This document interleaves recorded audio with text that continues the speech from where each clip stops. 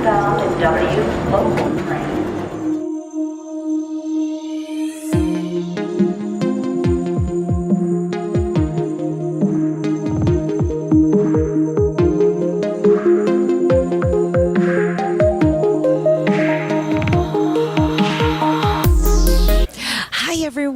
Welcome to the GirlieVegan show.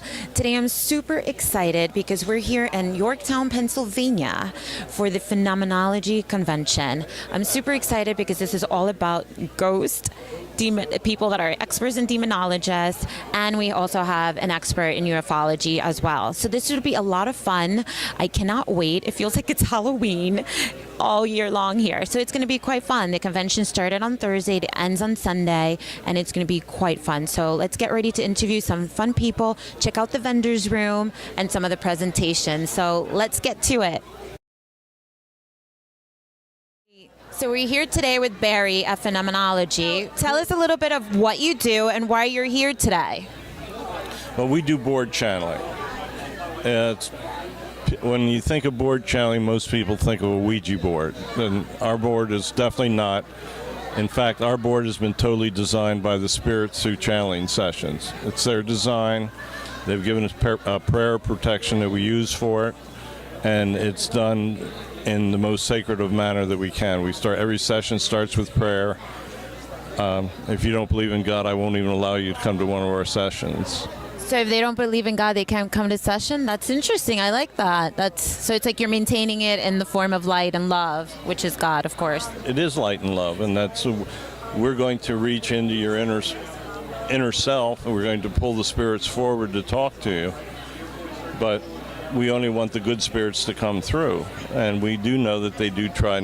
There is evil in the world, and in over 400 hours of channeling, I have never had any evil presence try to come through. Over 400 hours. That's amazing, Barry. That's really interesting. What was your connection, your initial connection to all of this? How did you start being a channel to all these spirits? In my book, I have a chapter called It's Preordained. And once you make a study of karma, your karmic past, your reincarnation from prior lives, you have a life plan when you come in. And apparently my life was planned that I'm supposed to write books and inform people about the spirit world and speak religious things, speak of God and tell what he really is capable of doing. That's great, Barry. We sure are glad you're able to do that. That's for sure. And I'm curious to know, are you able to tap into past lives also with the channeling of the spirits? Are clients able to find out anything from their past lives? Or? Yeah, everyone carries a book of life with them in their head, in their brain. And it's possible. That's why hypnotic regression works, is because you can get into that portion of the brain and access that information. But your guides can also access that information and read that to you and let you know what happens in your prior lives. Absolutely fascinating. I totally agree on that. I do hypnotherapy, so I totally agree. Or do you believe in the ufology, like any extraterrestrials come through or anything like that? What is your feeling on that? Well, we found out that extraterrestrials have the same souls as humans. And humans actually have the ability to reincarnate on other planets. And we've interviewed the souls of aliens. We have actually been specializing in getting alien information because they're very friendly. And I've actually seen aliens. I've had my alien guide appear to me, even though he's dead. That's amazing. I've seen him, and we talk back and forth, and they have amazing abilities.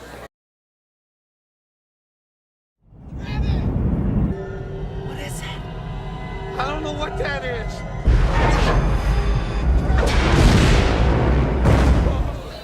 Hi, we're here today with Travis Walton, one of the most famous abductee cases in world history.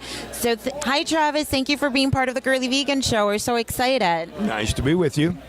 Okay, so after watching everything and reading your books and your DVDs and your movies, I wanted to know, how does it feel knowing that you went through this amazing experience, but at the same time, I can imagine at that time it must have been traumatic. But now that you're coming up to your 40th anniversary, do you feel you've changed your views on how you experienced the abduction part 40 years ago and how you feel now? Yes, I think that's important to emphasize, and that's one of the most important messages I have, is that I've reinterpreted what happened.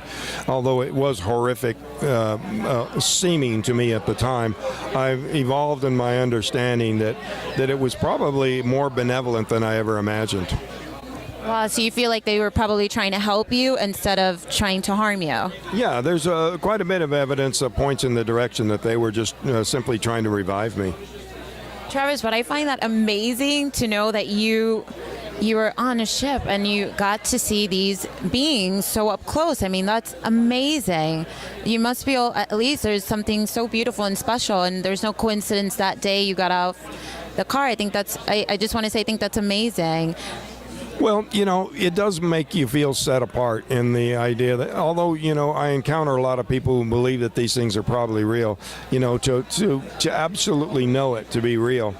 There have been times where I've said, people need to quit thinking of these things as being almost supernatural or something, that it's really more like those people from way over there that we don't know very much about. And, it doesn't appeal to a lot of people, but that's just the way I feel, that one day this will be accepted as normal.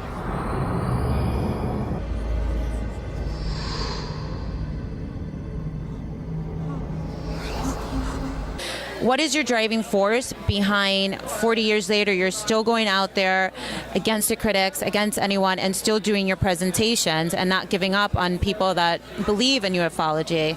So what is your driving force behind that? Well, I believe there probably is something similar to what's been conceived of in science fiction, that there's this kind of a prime directive or non-interference directive not to make this known so abruptly and openly that it causes chaos in human societies. And so I kind of see my role as helping to prepare people for an eventual reality that one day is going to come. So you definitely feel one day it's going to happen. We're going to have finally disclosure. Yeah, it'll be open acknowledgement, but I don't think that it will, or at least that it shouldn't actually, until we're ready. I hope so. I think we'll be ready one day soon.